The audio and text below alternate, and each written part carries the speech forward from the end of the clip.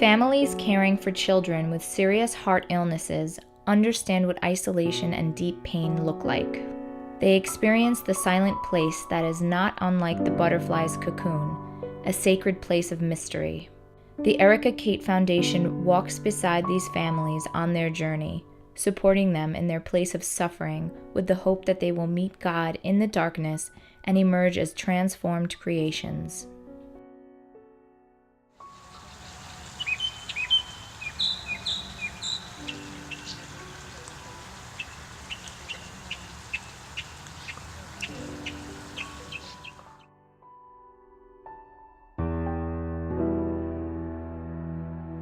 They told me I had pulmonary hypertension and a whole bunch of other ones. I was in 6th grade. That I actually have a list in here. Okay. They told me I also had anemia, fatty liver disease, gastrointestinal reflux, hypothyroidism, reactive airway disease, and I get migraines. So, and we didn't know any of that before.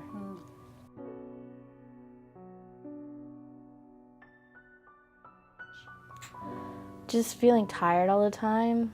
I can't stand sleeping unless it's at night when nothing's going on, because I never want to miss anything.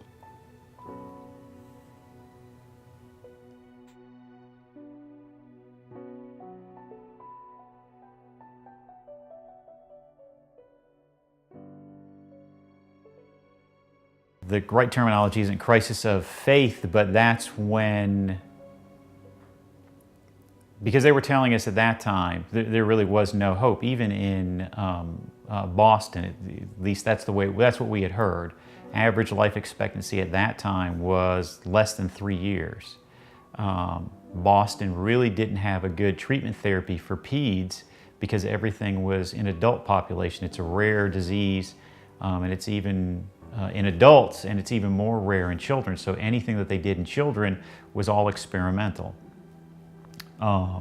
And you're just getting hit by all of this information, and everything that you would read on the internet and research, it just was just totally bleak.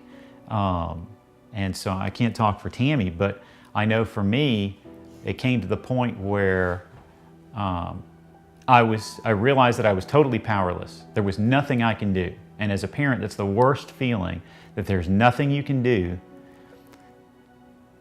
to take care of your child.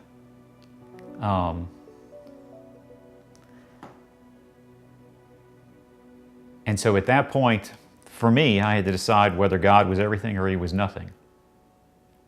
To me, the decision was easy. If God is nothing, then I'm in control of my own universe, and if I'm powerless, then there is no hope. So the only hope that I have is in my relationship with God. And that, for me, changed everything. That took the responsibility and the outcome away from me. All I had to do was take the action and try to get the best doctors and try to be as supportive as possible. We started to heal spiritually because we came closer to God. And as we healed spiritually, then we got better physically and emotionally. It didn't happen the other way around.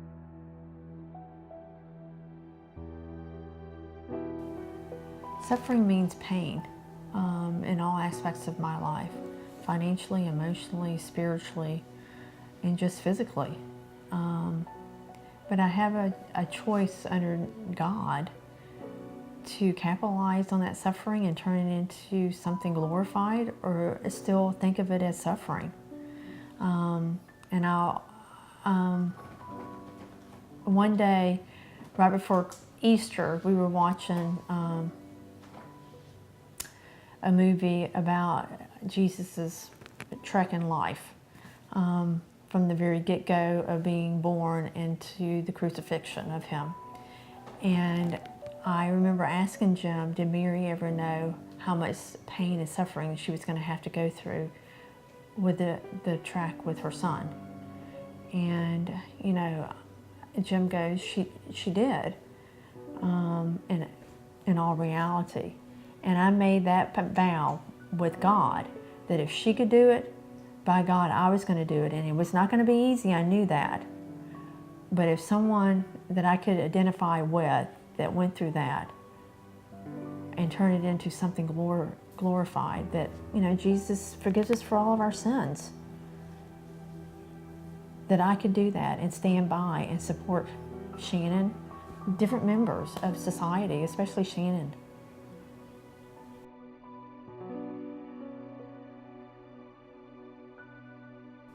And I mean, it sounds cliche, but this is what gets me by, is to know that I am never alone. Never. One of the things when through this early diagnosis and you're sitting there going, why me? Was looking back on my whole life before that and realizing that through all of those trials, God was there. Whether I knew it or not, He was there. And so having this track record of knowing that everything worked out the way it was supposed to. God is in charge, and it doesn't matter what I do, He's always there. I may not recognize it, but when that pain comes and I know that I'm powerless over it, I can just turn it over to Him. And it's tapping into God's infinite power when my finite power doesn't work. And that's a gift that has been given me. That's that grace that people talk about. We desire to encourage families to turn toward God during times of suffering and to allow their hands to be emptied of the things that entangle, leaving only that which is eternal. It is then that they can begin to truly live transformed lives, full of hope and free to fly from the restrictions that the world places upon them. To learn more about the Erika Kate Foundation and how you can help a family in heart crisis, please visit our website at erikakate.org.